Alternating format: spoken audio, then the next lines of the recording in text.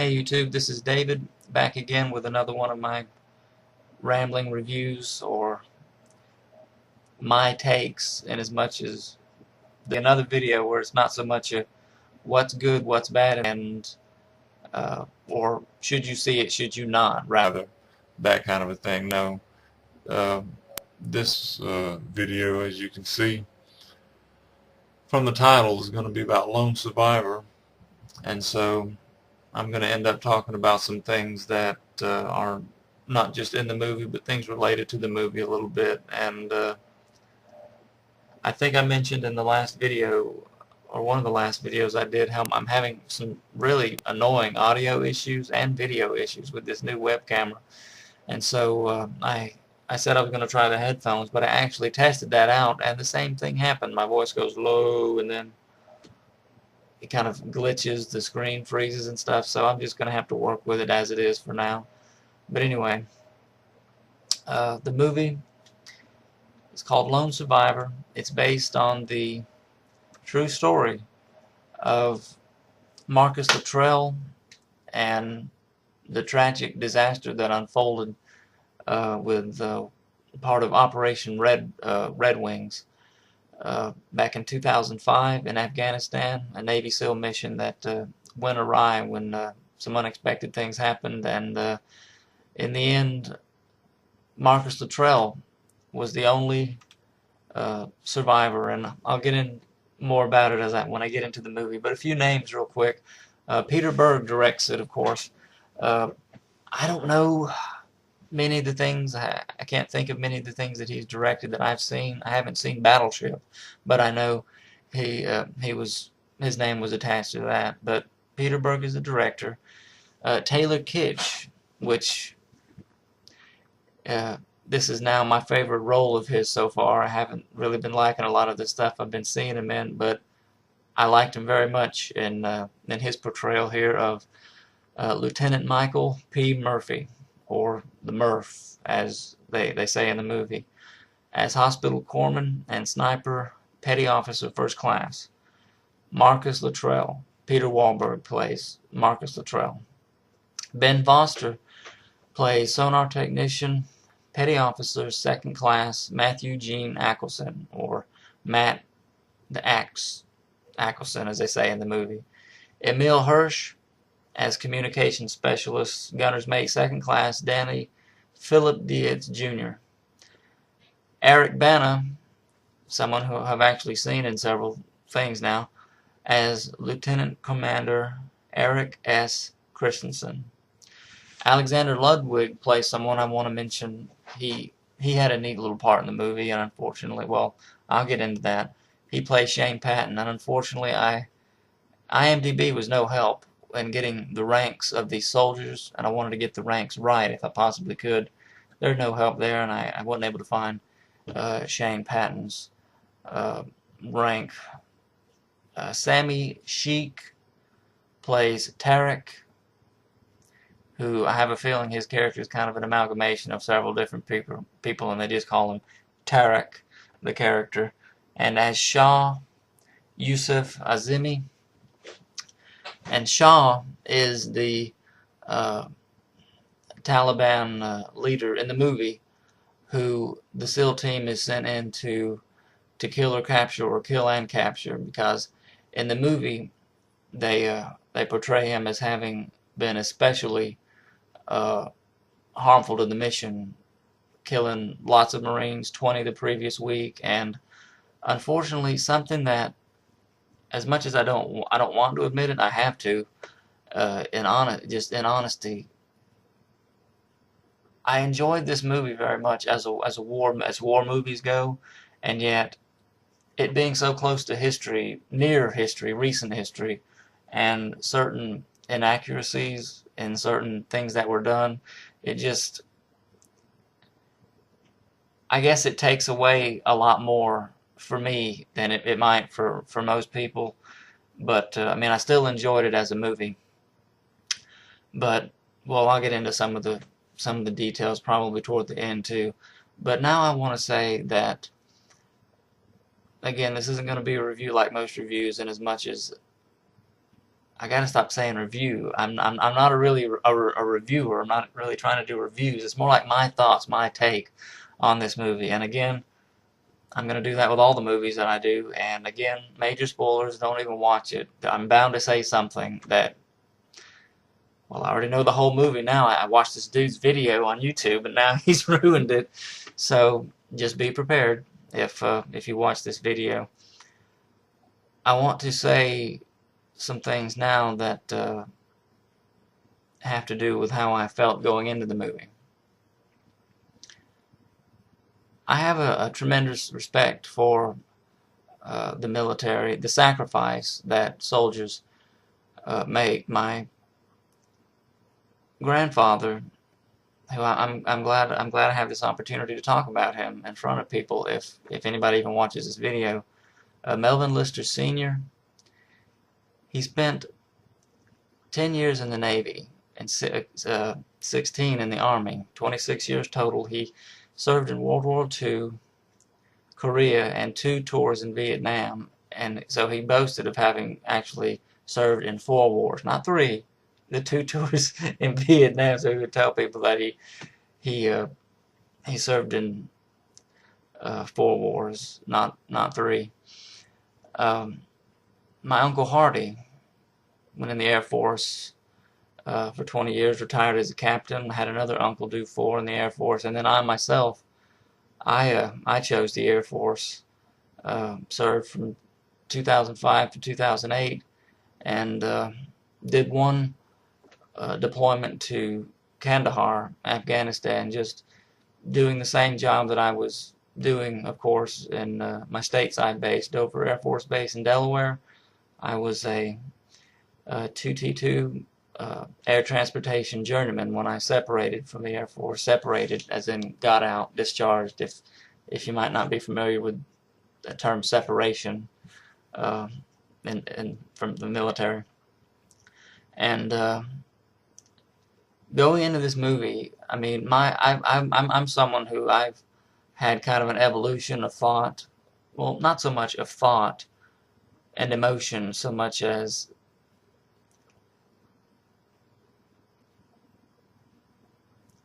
well, let me explain. I originally went into the military for the patriotic reasons that a lot of people cite. I saw that my country, I felt that my country needed me, and I thought, well, I'm able-bodied. I've had people in my family who served. I want to serve. I like the Air Force. I like the idea of maybe I could be a fighter pilot one day, one of those guys, you know. But my eyes would never let me do that. And also had no college degree, wasn't an officer. Anyway, don't want to get too far into that stuff. It's just, and I'm not saying you have to serve in the military to get into these ideas. No, I firmly believe that anybody, if you're following after truth and reason and compassion is in your heart, all these things together, just like the Lord said, you know,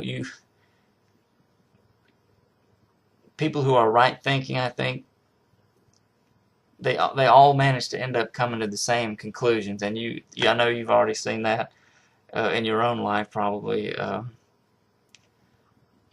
I've become really tired of certain imagery that just doesn't seem that helpful, which then again, my last review having been on 300 Rise of an Empire, you're probably asking, what on earth do you mean? Are you talking about violent imagery and stuff?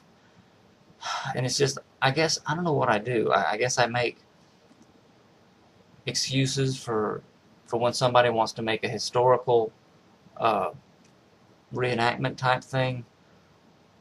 And then again, I also watch action movies. It's just I think you understand what I mean. I thought that initially that it might be, I was one of those people, I thought it might be in poor taste to make a film about Operation Red Wing and Marcus Luttrell's book while the war is still happening.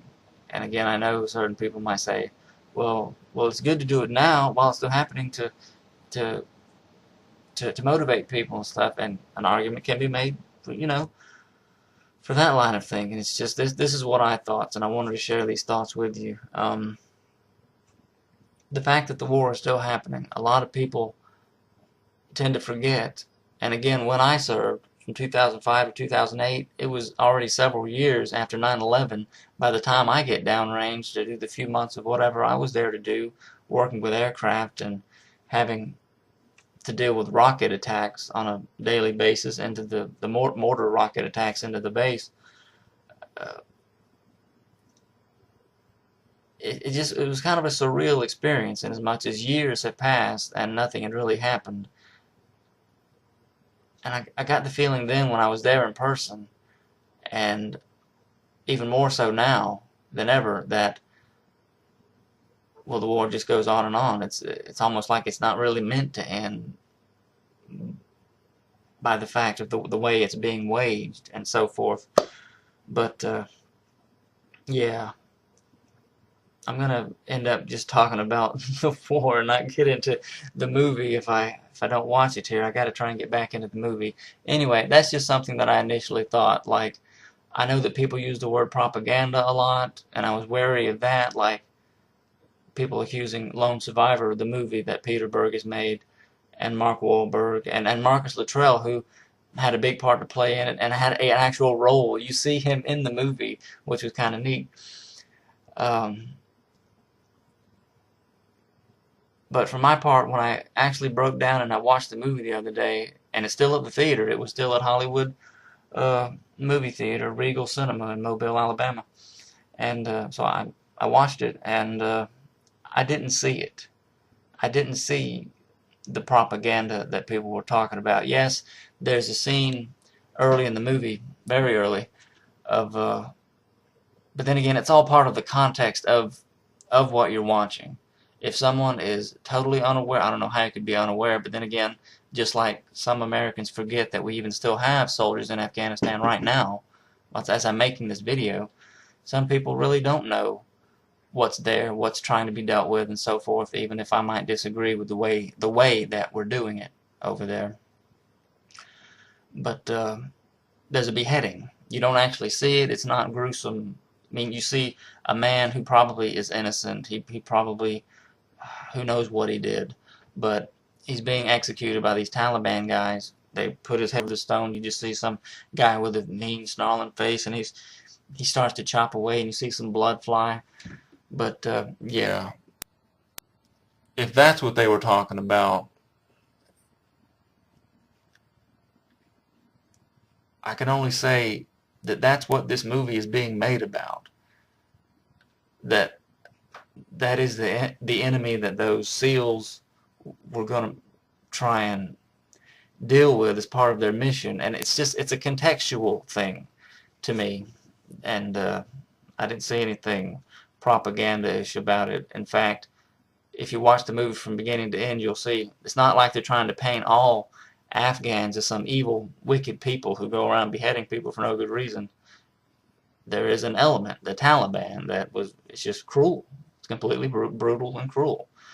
And so I had all these reservations about, I said to myself, I'm tired of this. I want it to be over. It's not going to end, just me, this is just me and my opinion talking. It's not going to end the way that we want it to.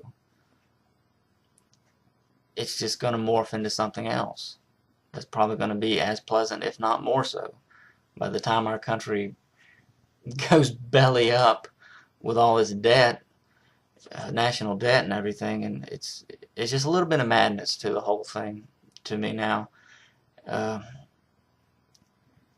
even then, when I was there in Afghanistan, I felt like maybe I was enabling the whole thing out of my own sense of patriotism, which I don't believe was misguided. I was there to do something, and I didn't get the glamorous job or anything, and I wasn't a combat soldier.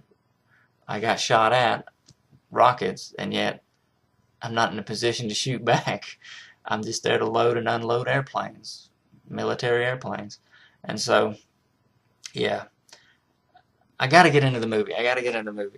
But anyway, I'm just saying that but going into the movie, I was like, I wish this hadn't been made. I felt like maybe, have they done something? And I didn't want to have feelings of disrespect for Marcus Luttrell either, but I even entertained these bad thoughts of, what has he done? Has he collaborated with some Hollywood whores to make some kind of horror movie that's just gonna rile people up, young 14-year-old boys like I was when I saw Saving Private Ryan? And as brutal as that movie is, as violent, as realistic, more so perhaps than any movie that had been before it in terms of the effects and the visuals of war and the gruesomeness of injuries and everything, wounds. I still ended up joining the military a few years after that, you know. Not to say that it's a recruiting tool or anything, but just there's something in the imagination. But anyway, this is film, and anybody who's anywhere can watch it, and you watch it of your own choice, and it's all about what you do with it. That's the key. And so I dismissed all the propaganda stuff. I don't see it that way myself. And so I just thought, I hope it's not something tasteless. I hope they haven't made some like 300 type movie about this lone survivor so close to, while we still have soldiers there in danger. And so anyway, I went to see the movie. And I was hoping, I hope it's not some cartoonish thing like I was just saying, a Navy SEAL is going to shoot one round and 1,000 Taliban heads are going to blow off. Something crazy like that. No, it wasn't like that at all. This movie was, the fighting was very realistic, I thought. It was a tit for tat. Well, I'll get the fighting in the trees and falling down the mountain. Extreme. Like you could feel it, the thumping with the speakers in the theater and stuff, like, you see the guy tumbling and everything. It's like, anyway, let me get into the movie. It starts off with real footage of some Navy SEAL training, which, even though it was some real footage of some intense, all go, no quit, you don't give up, and then you hear some sailor, some soldier saying, I'm at my limit, and he's ringing that bell like he's had enough. And so he was out of the SEAL training, and then you see him singing Silent Night. It's very, very, very eerie, but also to them it's a brotherhood thing, a camaraderie thing. They're like holding hands. They're in the surf, like right there on the edge of the beach with the water washing over them, like simulating drowning and stuff. It was something to see that little bit as the movie started. Real SEAL training and different, I don't know what you would call them in SEAL training. I'll just say drill sergeant, the generic term, saying you got to find something. You got to make an excuse not to quit, to win, to persevere, and all this stuff. And it was just, I don't know if there could have been a better way to start this movie than that. But yeah, then it goes into the four different characters, the SEALs who fought there in those mountains. I've already mentioned their names. I'll go with last names now. Well, just one more time.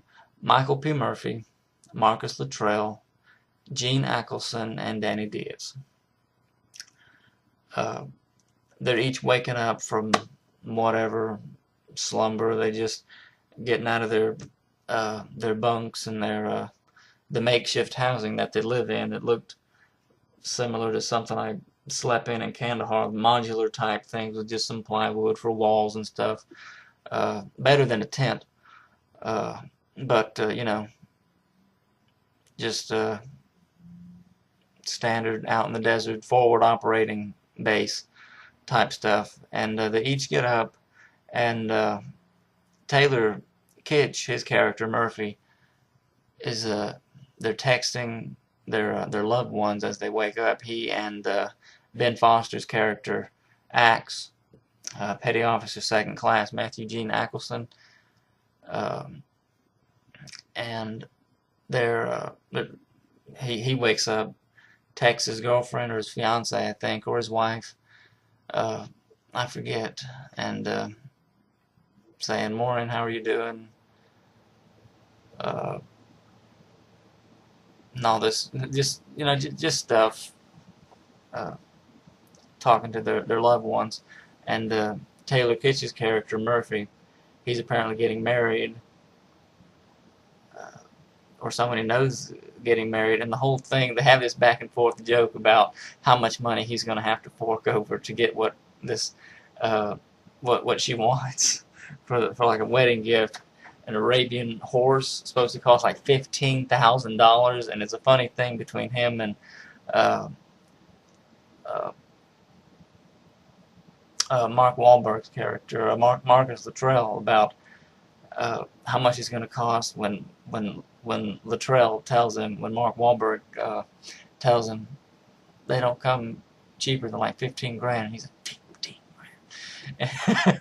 And that's when they're out on the mission, when they're just about to settle in, and that's when everything just starts to fall apart on them and go the wrong way, when they're discovered by three uh, uh, goat herders from a nearby village.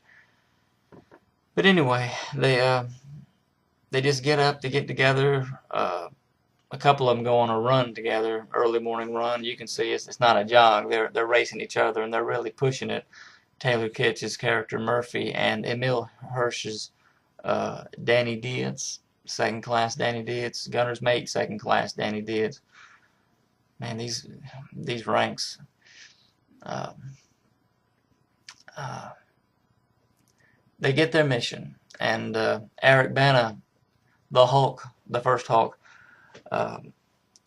is Lieutenant Commander Eric S. Christensen, and he's giving them their mission in this briefing room, and you can see how professional each one is. They know what they're going to have to do, how they're going to have to do it, what variables to watch out for, when's the best time of day to move, and all this kind of stuff as they look at maps and positions on maps and stuff, and who they're out to get. Shaw, there's more to his name, but I'm just going to go for now with the IMDb thing. Played by Youssef Azami, and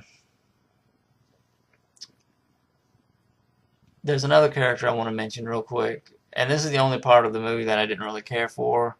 Well, I liked his character, but what they have him do, and I know it's a real thing, is the thing. This Navy SEAL, basically like a little poem that you have to say. There's some things in it that I won't be repeating, but anyway, that's the only thing I was like, but I know that's how it is. That's what they do. Something kind of tasteless in the poem, but it's one of those little rite of passage things that they have. Alexander Ludwig as Shane Patton. I haven't seen him in anything before, but he's like the new guy, real young looking. They're all young, and at the end of the movie, they actually have the real life photos, their ages and rank, and they were all 20 to 30 years old basically, and you're like, wow, I'm 30 soon. I'm like, wow, and they gave all that day, and only Marcus Luttrell made it. I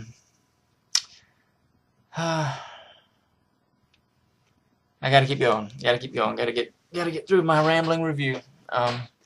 He's like the new guy, and so he's like, when are they gonna let me go out? When are they gonna let me go out? And this is one of the times when Marcus Luttrell's actually in the movie. He was sitting at the table with him, making small talk about this, that, and the other, joking around, and they had that run together. Taylor Kitsch and Emile Hirsch's character, Murphy, and Danny Dietz, and Dietz had lost, and he's like, okay, like what's it gonna be? Like it's gonna cost him something because he lost the race, and they're gonna like make him shave or something. And when he first won the race by a little bit, Taylor Kitsch is like, oh, and Marcus Luttrell, Wahlberg, he's like, 3 point something seconds, and Kitch is like, no, more than that, man. It's like, Wahlberg's like, hey, I've been being generous. I've been being generous this whole time. It's like he didn't beat him by much, but he's still technically lost. They're gonna make Diaz shave or something, or I don't know. Anyway, when they get into uh, the briefing room, and before they go out, knowing what they have to do and all, and have been fully briefed, they're all geared up, and they're going out.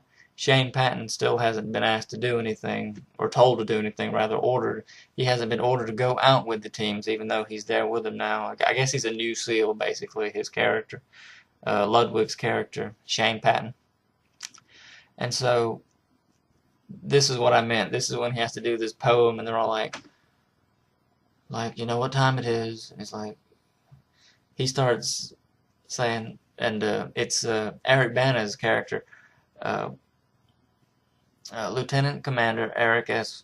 Christensen, who's like, well, take it easy, guys. You all know what it was like for your first time. Please, Shane, and please tell us a little bit about yourself. Who are you? And so he starts like in this formal way. It's like I wish I knew his rank. I'm gonna mess up his rank. I'll just say Shane Patton.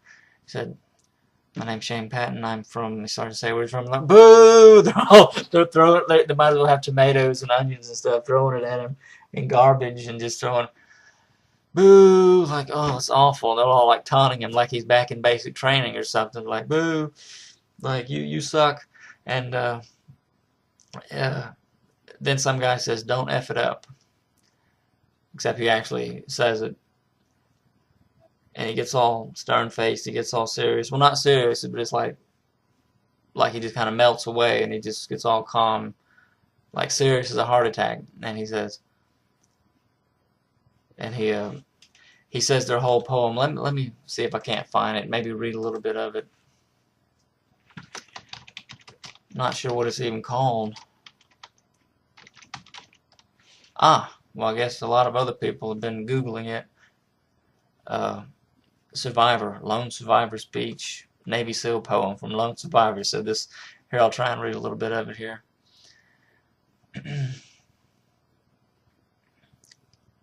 I've been around the world twice, talked to everyone once.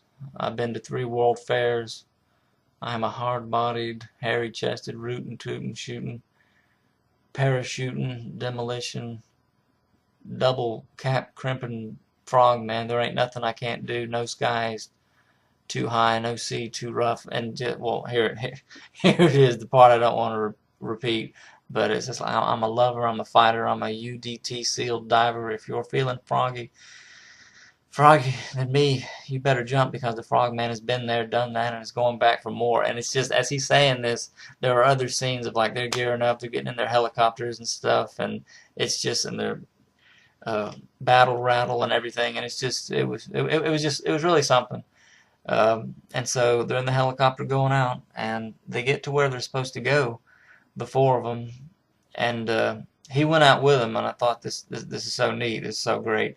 Eric Bana, Lieutenant Commander Eric S. Christensen, he goes with them to their little drop-off point for where they'll have to go the rest of the way on foot and everything. And then he goes all the way back to Bagram Air Force Air Base in Afghanistan, from where their forward operating post was, which is kind of significant, because when they need to radio for help, saying, well, not radio for help at that point, but give a little progress report on, or incident report rather, saying, hey, we've been found out. There were some goat herders there. We think they're reporting our position and stuff. He accidentally calls that operating base instead of Bagram, when he realized when he couldn't get him, like, he went all the way back to Bagram. So then he's got to call Bagram. But I'm jumping ahead. They get in, they're moving along the ground, and I've never seen, and again for good reason, this is all about these SEALs. I've never seen a movie where it looks so realistic in terms of they're barely moving. They're watching their every move, they're not touching stuff, they're watching their tracks, covering their tracks. They whisper things to each other like, breaking away for 2 minutes of recon. Like 2 minutes, if I'm not back in 2 minutes, then obviously, and like they so quietly through the trees and stuff, and it's just it's really good looking. The movie itself is really good looking. Um, uh, so they get to where they're supposed to go, hiking over mountains, and watching it in the theater. I'm thinking, you go into movies like this thinking you know what's going to happen because you know the story.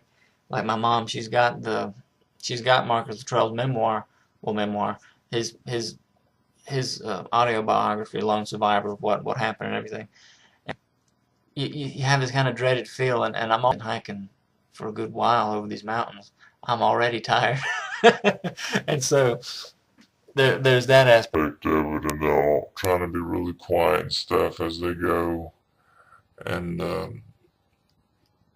they break out the goggles, and Ben Foster's character, he's keeping this lookout, and Emile Hirsch's character Danny Dietz, he's communications, he's communicating on this really wonky looking radio, and if there's one thing that I took away from it, was like they need to try and get better communications equipment to our people. Anyway, I guess it's not always possible. Anyway, they see the village, and from a recon photo of Shaw, they notice his shawl, like, well, not shawl, but I guess only women wear shawl, like this red scarf things that he wears, and the fact that he has no earlobes or something, like they were shot off or something, I don't know, but just they notice that about him, and it doesn't take long. They see him, they spot him, and it's a funny thing. It's just one of those things to think about. Do with it whatever you will. Ben Foster's character asks Wahlberg, Marcus Luttrell's character, he says, "Do you think you could make that shot from here?" And Wahlberg's character, Luttrell, he says, like I don't think so. Don't have authority anyway, or something like that. And so that was just one of those things that made me pause. Other things were happening in the movie, more dialogue for like a minute, and I was still thinking about those words. Like, you think you could make the shot from here? Anyway, do with it what you will. So then they spotted him. They know he's there. They don't fall back. I guess that's like a mild word for retreat temporarily. They head back quietly to some backward position, and they hold up for the night. They're gonna go to just take a rest, get it all together, and wait for orders or whatever comes next. And this is when it happens. The goat herders come upon them, and that's when you see the scene from the trailer with they have Ben Foster's character, Matthew Eccleston, sonar technician, petty officer, second class Matthew Gene Eccleston, or the Axe. Axe, as they call him in the movie. Axe. Where's Axe? Is Axe secure, as you say?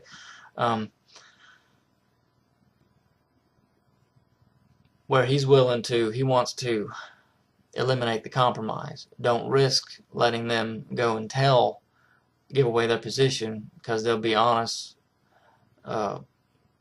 just like that, And I was really impressed with the way they did this. All four of them kind of get into it.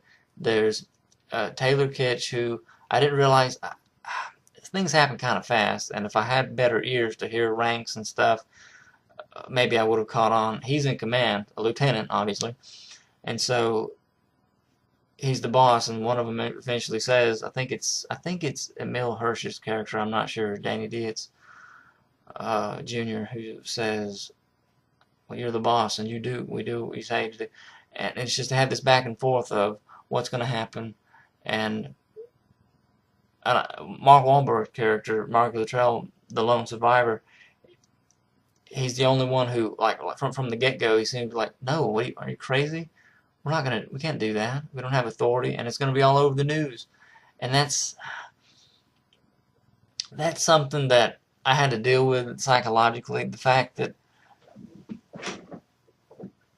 they're out there, like, just like now soldiers are there, clean on the other side of the world from where I live. You can't get any further away before you start coming back. They're in a desert, a very Spartan type place where there's desert and there's people still use camels and donkeys to get around in some places. It's a very poor place, and despite they got money for weapons and all this stuff, but it's like you know, it's just one of those things. I'm having to get into the fact that this is what happens. CNN would know if something like that would happen. And I say CNN, any news network, like it would be in the news, like American soldiers have murdered some people and stuff.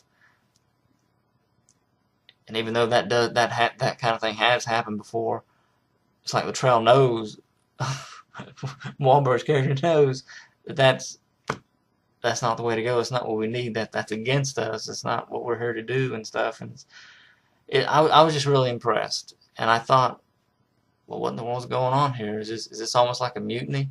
Who's in command? What are we going to do? Every possible point of view seems to be presented, and then I love it. And this is why this and a later scene is why this is my new favorite role that Taylor Kitsch has been in. Very calmly, Murphy, he just says, this is what we're going to do. He says, we're going to untie them, we're going to let them go, and we are going to get out of here. We're going to get to the top of this mountain, call up for retrieval or pick us up, and we're going home. And I was just like, the way he did it, I was like, I was just really impressed.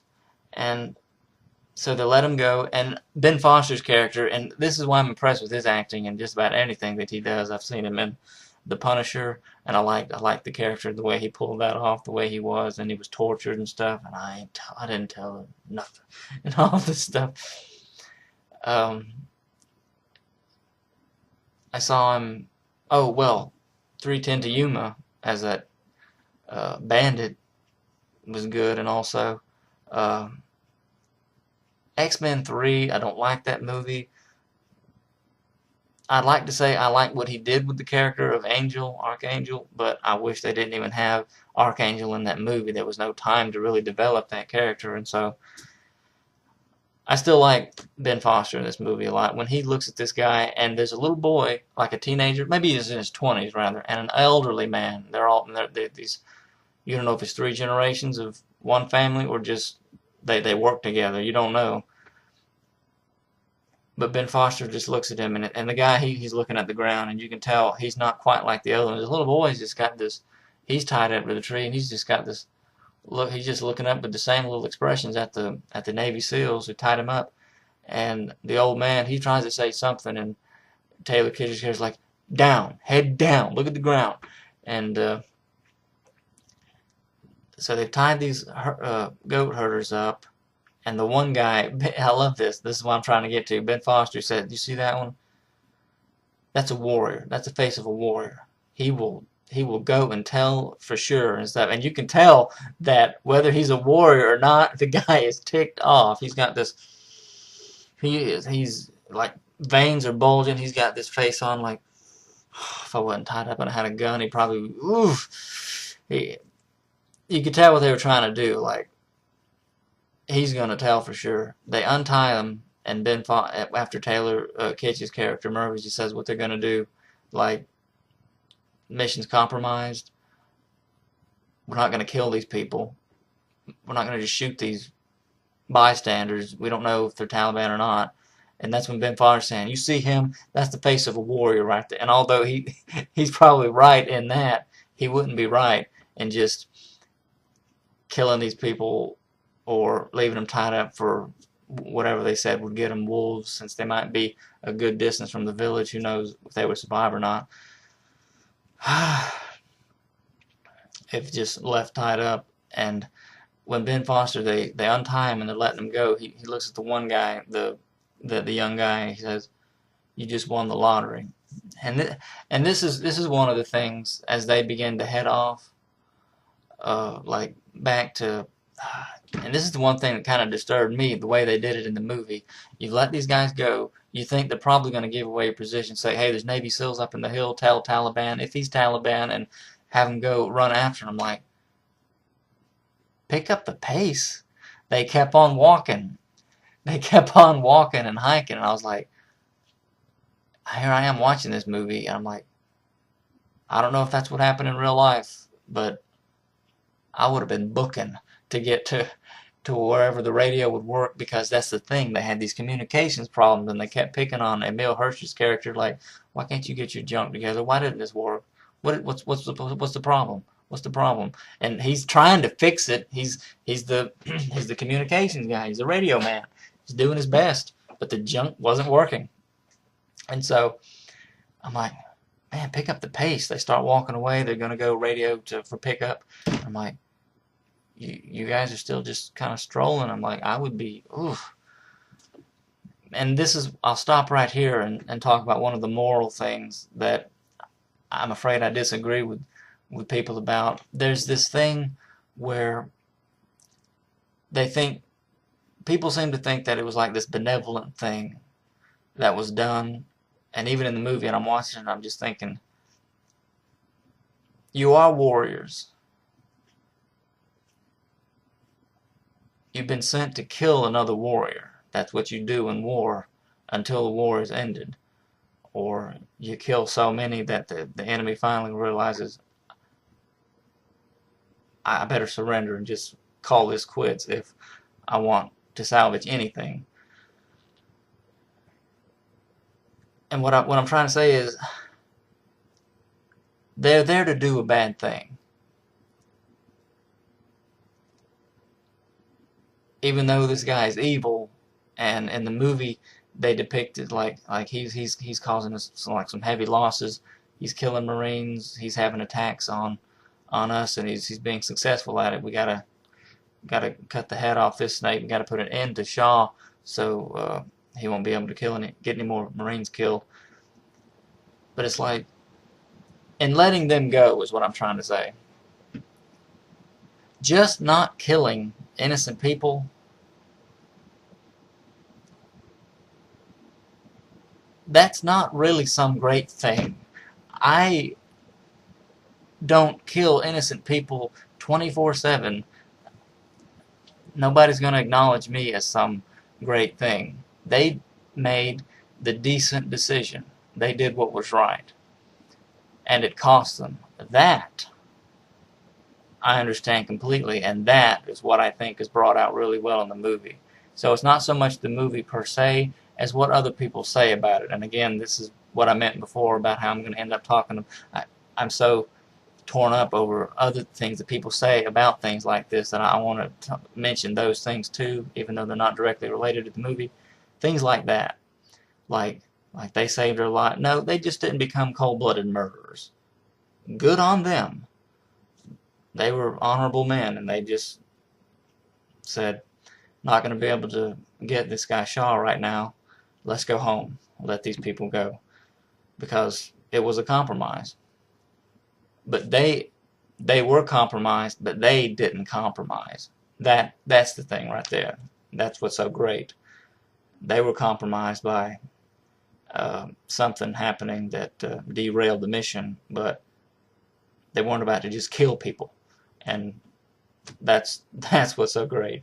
So anyway, they're going very slow, just like at the beginning. I'm like, it seemed like you would know the way that you came.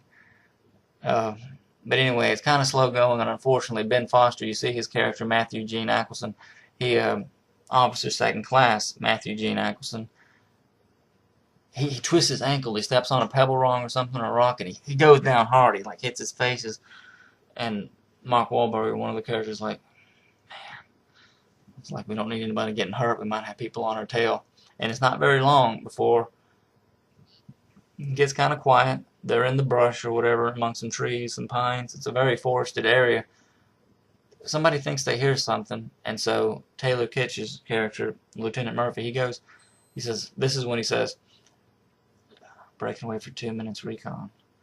and he just kind of goes off a little way over the horizon, binoculars in hand, and sure enough, there's this ridge that's just, there must be like 30 bad guys, 30 Taliban, who have already tracked him down. They got RPGs and machine guns and stuff. Oof. And he just kind of, very calmly, he just goes back, and he and Mark Wahlberg's character, Marcus Luttrell, so I got a feeling we're going to be in a pretty good firefight here in just a minute. And then it seems like for maybe 45 minutes to an hour, this part of the movie is just non-stop. It all starts with Luttrell's got a sniper rifle. He's watching the trees. The Taliban guy didn't see him, but Luttrell sees the Taliban guy. And I've never seen this done so well. You see the guy's eyes, and you see like the emotion, the tension of his face. He's got the AK-47, AK-47, Scorpion, or whatever machine gun he's got, and you see him in the trees, man. And you see him poking his head around. You see his face, like the more and more his face gets tight or something, he's getting ready to move in, and he like slowly goes in, and right about the time he looks like he's about to open up on something, even though he like knows generally where they are, but he doesn't know Luttrell has got him right in his sights, like right before the guy is gonna shoot one little beep with the silenced sniper rifle, hits the guy in the head, and he goes down. And then for like 30 or 40 of these guys, it's kind of like that. And it's full of tension, because it's like you're there, because you're right there with them in these trees. Emile Hirsch, he's trying to defend himself. He takes a round to his hand, blows out part of the radio that he's holding. The bullet like went right across his hand, like blew off 3 fingers, and from that point on, he gets shot like here, there. He falls down a cliff. Taylor Kitsch, he gets shot. Wahlberg is scratched. Ben Foster, the scene from the movie, the trailer, where he says, you can die for your country, I want to live for mine. I thought that was like some serious thing, because they slowed it down in the trailer, but it's just like he's just looking at one guy among several that he falls, just boom, boom, boom, like that. And it's said kind of fast. You can die for your country, I want to live for mine. And then he shoots another guy. Like it didn't have the same effect as it had in the trailer, but anyway, you get it. And Taylor Kitsch, he gets shot in the foot. Several of them get shot in the foot. I'm like, man, how can you walk now? And they fall not once but twice. It's like, where do we go? They get to the edge of this cliff, and they just fall. It looks like almost like a vertical fall right down. I mean, I guess you could risk, the way those cliffs look, like risk scratching your hind end up, but they've got all this gear on. They're catching themselves on twigs as they go down. They're getting ripped this way and that, and it looks like you'd break an arm, a leg, some ribs. You'd be all messed up if you went down the way they did somehow. And I guess this is the part that's kind of embellished. It's like they're supermen. They managed to get themselves back up after getting up. It's like, man. Anyway, Emile Hirsch's character, again, I don't know if this happened or not. In the movie, this is what I'm talking about, the movie now. As soon as he loses like that part of his hand, and he's having to like tourniquet it and hold it to himself and still shoot and try and defend himself, because they're coming in through the trees this way and that, and they're displacing themselves and trying to hold off the Taliban guys just to survive and get to some better ground, some open ground. And they're still and you really get this Navy SEAL-ish vibe to it, in as much as they're already bleeding, they're battered, so all of them have been shot one time or more. And Taylor Kitsch's character is still saying stuff like, yeah, we just displace one more time, we'll get out in the open, we'll kill them all. They're still saying things like that, even while they're, it's like, it's in them, like, it's almost like the 300, they're not going to surrender, not going to, like, they're still got it in their head, they're going to kill them all somehow. Except, Emile Hirsch's character, after he loses his fingers, he starts going into, like, severe shock, and so his character ends up portraying the other side of because there's four Navy SEALs, and his character ends up portraying this, like, I don't know what the clinical thing, the term of what would be. It's like it's messing with his mind. He's looking at his body's blown apart in front of him. His fingers, when Wahlberg takes that little cloth back, and you can actually see his fingers are gone, and it's just horrible. He's saying stuff like, "How did they get on us so fast? You know, my mom said things like," and then Wahlberg, he's still really steady. He said somebody says they're not effing faster than us. Like, it's all right, man. But then Hirsch's character, he like starts yelling like what are we gonna do? And it's like he gives away their position, and it's just, this goes on for like 45 minutes, this part. And what happens is no comms. They can't get any communication, and what's happening, any communications out. And so back at their forward operating base, Shane Patton, maybe he's petty officer, maybe he's, I'm not sure what his rank was. I can't find it on here. He answers the phone rings from Murphy, Taylor Kitsch's character, and it's all crackly and there's distortion, but all he could make out was get Eric on the line. And so then it's so painful to watch this part, the military life part of it, and not the fighting, the stuff that's going on when the fighting's not taking place, when they're just back at their base. It's like, oh man, I don't want to have to wake up Commander X. And it's like, come on, they're dying out there. And so he goes to his bunk, his room. He's like, he knocks on the door. Eric Bana comes to the door like, are you for real? Like, you woke me up, kind of a thing. He says, "Sir, Lieutenant Murphy's on the phone. He says he needs to speak to you. It's urgent." And then they realize they had missed like 2 communication windows or something like that. 2 different times where they were supposed to give a little status update, and they had missed it. So they know something's wrong. The phone went dead before Shane Patton's character, Shane Patton, and Eric Christensen had gotten back to the phone, Eric Bana's character. And he said, well, call him back, crying out loud. So he tries to get him back on the phone, but he can't. And there's like radio silence. And so he realized something's horribly amiss. And even worse than that scene is when he realizes they need support, like air support of some kind. But he doesn't know if it's that bad yet or something. He calls up his commander, like some high-level brass. I forget. It's like a major, lieutenant colonel, or colonel, or something like that. Some operations commander in a fancy headquarters. I don't know. And he says, "Is there a effing problem, Eric? Why are you on this phone with me?" And he's just saying, and I was like, you gotta be kidding me. Anyway, because he didn't know what the status of his men were, and he's trying to tell his boss something, and he doesn't know because of the communications. And that's what puts you, as you watch the movie, you're like, $1 billion military, can't we have a phone that works? Anyway, $1 trillion military, I'm sorry. Anyway, back to the Navy SEALs. They're all shot up. I think more than one of them gets shot in the foot, and you're like, man, how can you even still walk? Fall down another cliff, and what happens was they get cut off from one another.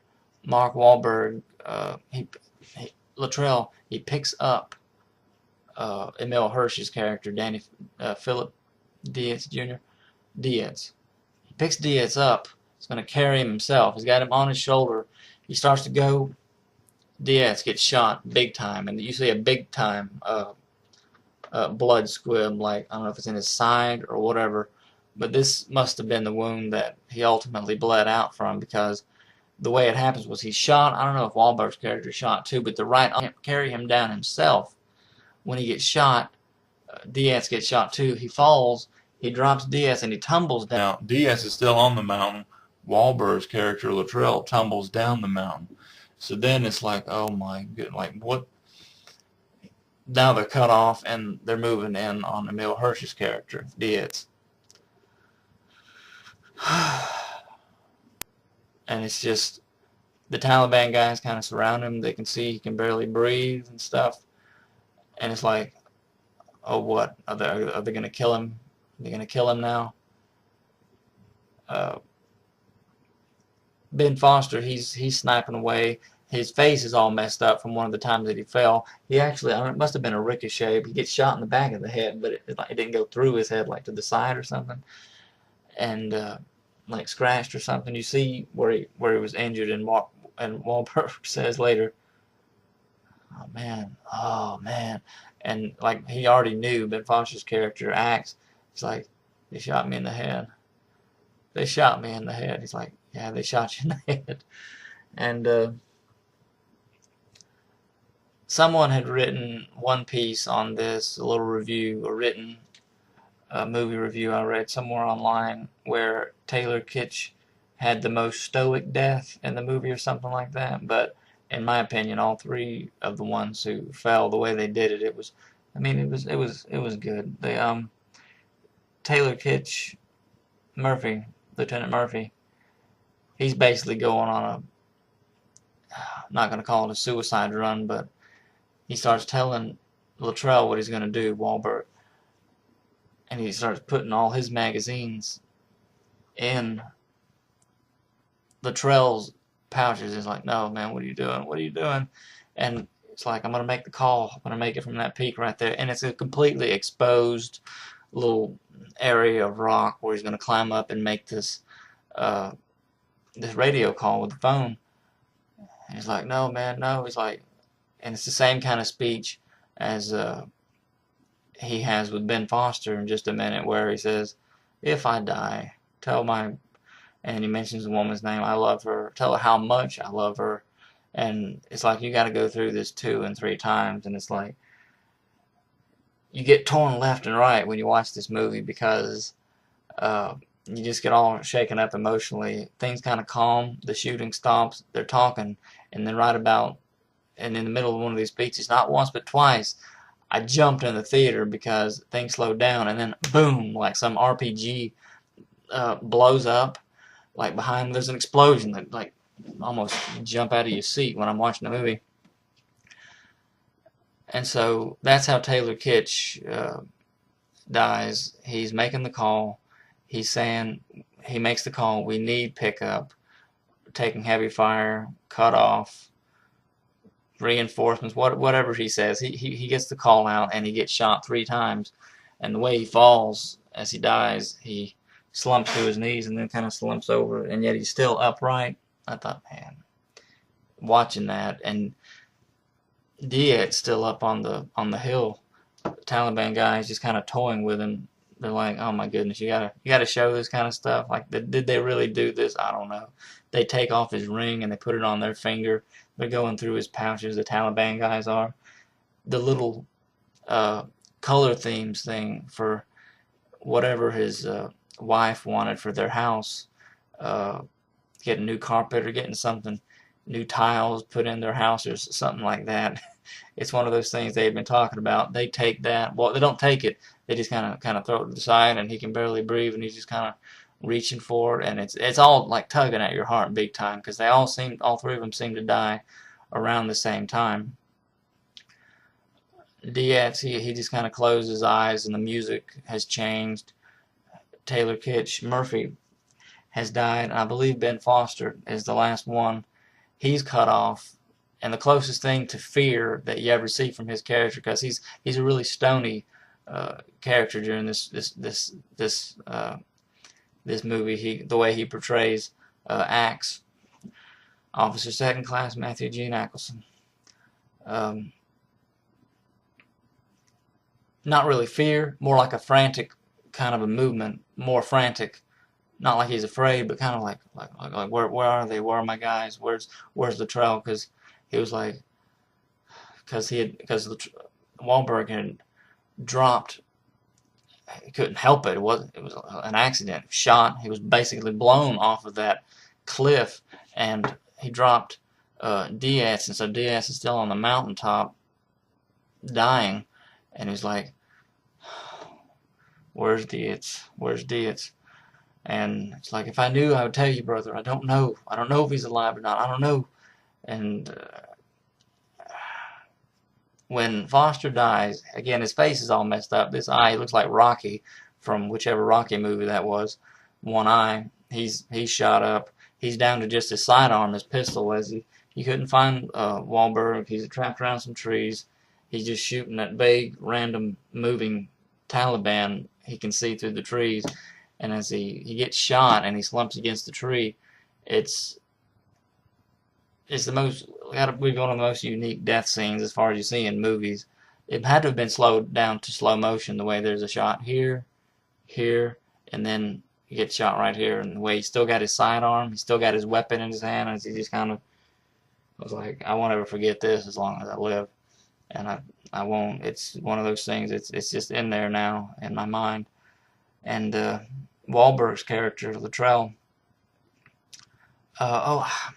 sorry, this happened right before Ben Foster's death. He had gotten the call out, and Foster's character and Wahlberg's character, Luttrell and Axe, this is when they were talking to each other. They had met back up where they could at least have a little bit of cover from snipers and stuff. And this is when he said, "Where's so and so? Where's Diaz?" And he says, "I don't know." And you get the "if I die" speech and stuff.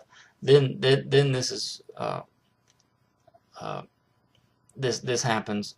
Help is actually on the way, and there's this horrible thing back at their forward operating base where Eric Bana, Lieutenant Commander Eric S. Christensen, he's got a couple of Chinook's helicopters. He's going to where they are. They can't go anywhere because Apaches, like there was army operations somewhere, and Apaches had to go in, and they had to take their Apaches, and so they were diverted, so they couldn't go anywhere. But then they did go somewhere. They did go, and even though they didn't have the Apache cover, and Eric S. Christensen ended up asking the pilot, "Can you get us on the ground without the Apaches covering us?" And he basically says, "Yeah." And it's like, you never seen jubilation from soldiers like this before when Wahlberg's Luttrell and Foster's Matthew G. Nicholson, they're like, "Yeah, here we are." And you see nervous expressions come on Taliban faces, even though this happens. It's like there's just all this hope. You realize one Chinook's kind of staying away a little bit, one's coming down, and RPG. Some Taliban guy fires an RPG, it goes right, and Shane Patton, the young guy, the young SEAL, like new guy, I guess he's portrayed as in this, he says, "Can I go, sir? Can I go, sir?" He says, "You're going." And so both of them are in this helicopter, Eric Bana and Alexander Ludwig's Shane Patton. So Shane Patton and Eric S. Christensen and all those soldiers, I guess there's like 19 or so, I think I read, go down in this helicopter. RPG, the way they have it in the movie, it goes right through the back door that's lower. Where they're about to land, get them, and get out. It goes all the way into the cockpit, and basically blows it in half, and it shatters in fire in pieces on the ground, and you're like, you almost can't believe your eyes. It's like knowing enough about that little bit of history from Luttrell and different things you've heard, this happens, that a helicopter was shot down, but then seeing it like that, it still got me. I was like, oh, this is like a nightmare. And so then they're stuck, and the other Chinook helicopter is taking fire. Really good effects. You see them, like, we got to pull back. They're gonna get us. Like, they're shooting at just heavy, not muzzle flashes, but it looks like tracer bullets. Even though they were just shooting these little machine guns, they also had the heavy saw, whatever that thing's called, a bigger machine gun, and so the thing's taking fire and they can't land, so they have to go away, and they disappear, and it's like, so they're still there, 2 Navy SEALs at least alive, and uh, then Ben Foster's death, and he basically, you don't know what he's going to do, and neither does he. After the helicopter crash, and this is the way they portray it in the movie, Tarek, this guy played by Sami Sheikh, yeah, he plays Tarek, and he's basically this Taliban visage. He's the one, he went after him. It's like he's the leader of this little band of Taliban that's chasing the SEALs down. He's the one who was kind of like, you don't know if he's going to finish Danny Philip Dietz's character, played by Emil Hirsch. You don't know if he's going to finish him off or not. You're like, I wish they stopped going back to this. Like do something already. It's like it's torture, you know. But he doesn't finish him off. Dietz, he dies on his own. All torn up, man. All these guys got so torn up. So then he's the lone survivor. He hides behind this. Luttrell hides behind this boulder-looking thing while they're searching for him. But looking, I guess it's just looking at the wreckage of the helicopter. They think, well, maybe they got them all or something. They kind of go back a ways, and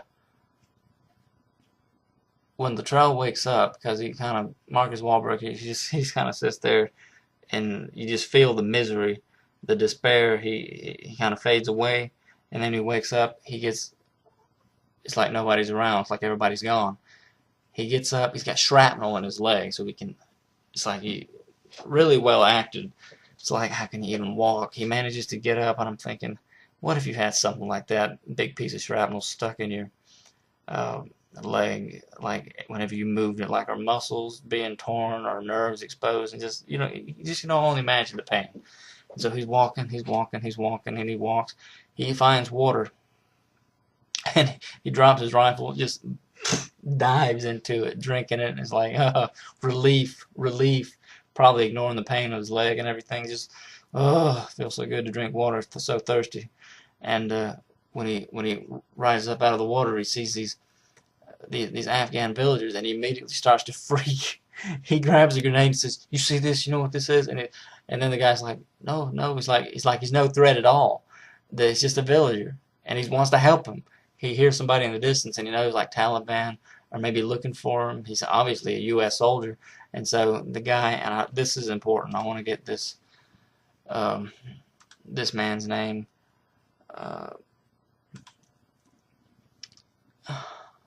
He portrays the real life villager, the man who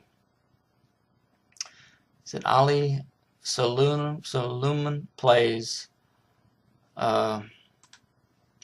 I believe this is the man's name, Gulab, who helps Marcus Luttrell and is, I guess you might basically say the reason he saved him, saved his life, and he gets him. He finally is able to explain, even though he's not speaking English, that he's trying to help him. He's not trying to hurt him. He's not Taliban. He's an Afghan man trying to help this wounded man, and so he gets them back to the village, his village, and of course there's this another really tense scene where somebody sees what's going on, and you think he's either Taliban or maybe he's a Taliban sympathizer or something.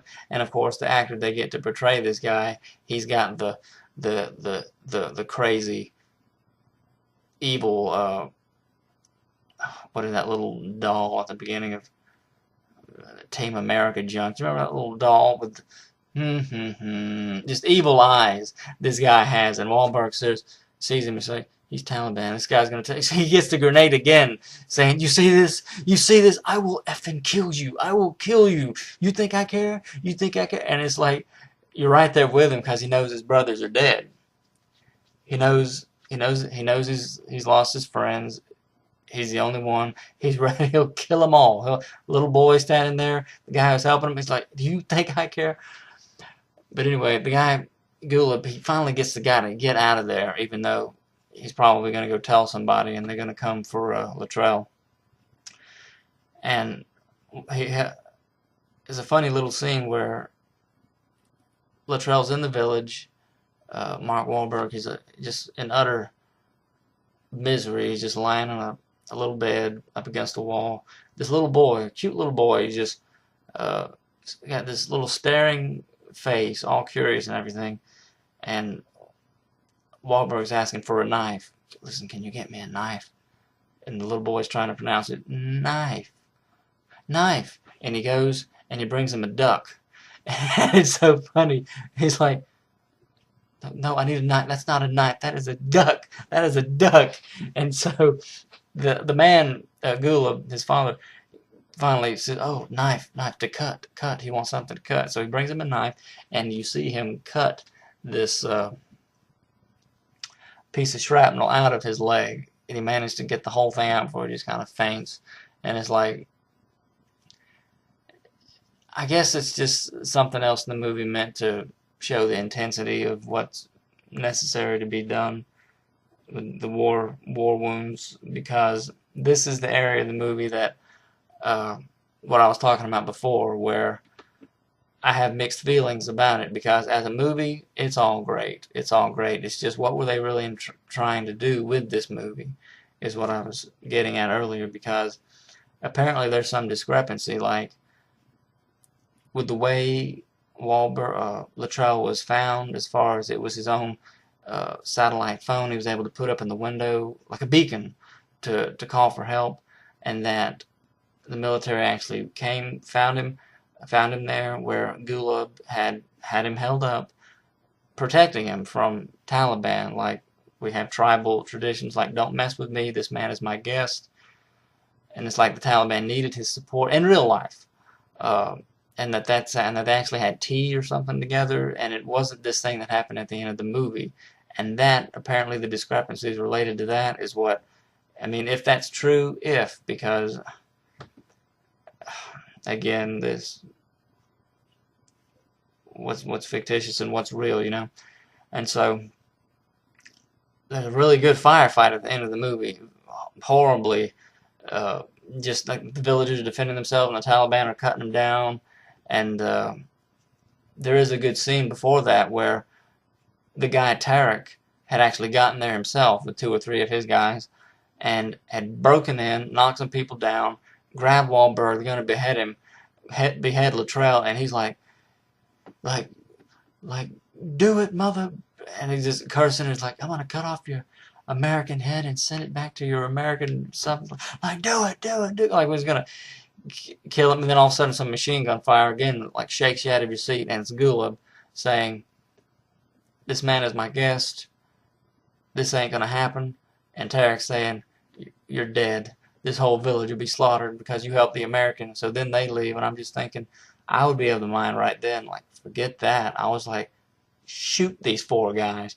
But that's a whole nother impulse, might need to be ignored. Anyway, he's protecting him there, and there's a man who had sent, in the movie there's a man who had sent word. He got on a donkey himself, a friend of Gulab, and who knows if he's as good-hearted as this man was, Gulab, for helping Luttrell. Mark Wahlberg's a character, but he might be just thinking, let me just do this, maybe we can get this American out of here, and this, all eyes that might be on us will be off. We'll deal with this, and this will be over. He goes, rides to the base that Wahlberg had pointed out on a map that the guy had. So then they go, and then it's official. Then they know exactly where he is, and so there's gunships and rescue helicopters and other SEALs and people coming in to rescue him. Apaches are there. They have this one scene where it's like, it's very Hollywood-ified, the ending of this movie, because you see this, the machine guns of the helicopter just plow down like 10 or so Taliban guys when they rescue him. And of course they put him, like, they have Luttrell as being in like their garb with his beard and everything and his beat up look. One of the SEALs actually bursts in and says, you know where Marcus Luttrell is? Have you seen Marcus Luttrell? I was like, I'm Marcus Luttrell. It's like he looked like he looked Afghan by then. The way he, not to say that all Afghans look beat up and stuff. It's just with that white thing on, his own personal look. They're like, where is he? Where is he? He's like, I'm him. It's like, here to rescue you, sir. And they get him out. And again, the way they did it in the movie is why there's all this power to it and stuff. It would have been better had it been fact for fact, the historically verified, Luttrell's own words and things like that. But it is still really touching, the final scene where he says, this man's coming with me, the Gulag, the guy that saved his life. And he's like, no, sir, we can't take him right now. He'll be all right. We'll take care of him. He's like, he's coming with me. It's like I'm like in tears as I'm watching the movie. And they have this really good picture of Luttrell and Gulag. Apparently, he got American citizenship afterwards and stuff. In like 2010 or 11, the photo was taken. And it's like he's hugging him from behind and stuff. So that was just great. But then he like stoops down and he hugs the kid, Gulab's son. He's like, thank you, and they get him on the thing, on the helicopter, flying him back, and it's like he's almost flatlining by then, which again, this is something that apparently doesn't jive with the book completely, and I'm like, as movies go, it was beautiful. It's just that if that's what they wanted, they nailed it. They hit it out of the park, just like that.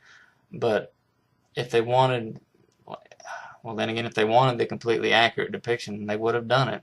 So, you know how I am by now from the way I talked about 300 Rise of an Empire. It's a mark against the movie, against this artistic work, and in my view, to not do it just as it was. The glorious firefight at the end and stuff, like, yeah. But the most powerful thing was, for me, was him was like, this man's coming with me. This guy who saved his life. It's like, that's the part that got me, not the explosions. Even though it was cool seeing the C-130 gunship and the big cannons firing and half the countryside, like blowing up the whole mountains with these shells. But still, it would have been better in my mind, if they had done that that way instead of, a lot of the embellishment and stuff. And there's some other things, like apparently Luttrell, I guess, didn't actually have a bullet, like he says, like he checked for a bullet, but there was like in and out, and so there wasn't like this shrapnel and stuff, and it like just adds to it in the movie. But yeah, this has been my rambling review of Lone Survivor. I've gone on for who knows how long. Let me see. An hour and 12 minutes. Whoa. So, yeah, it's a really good little dedication to all those men, not just the Navy SEALs, but the ones who tried to rescue them, who were shot down. It seems like there are several movies, several real-life accounts where this stuff happens, I think. And not that they showed it in Black Hawk Down the movie, but that there were some helicopters crashing on the flight line out there when they were doing that. But yeah, I'm going to end by saying that as movies go and as war movies go, this is one that really got to me, and I consider it a good film because it added something. It added something to me that either wasn't there or wasn't as full as it is now. So yeah, this has been my rambling review. Hopefully, if anybody liked it, if anybody watched it, I hope you liked it. And we'll see you at the next review. Thanks for watching.